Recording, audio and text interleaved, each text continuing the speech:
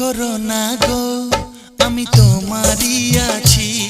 এ জীবন মরণে আমি তোমায় ভালোবাসি। আমি তোমার ছায়া হয়ে রব তোমার পাশাপাশি।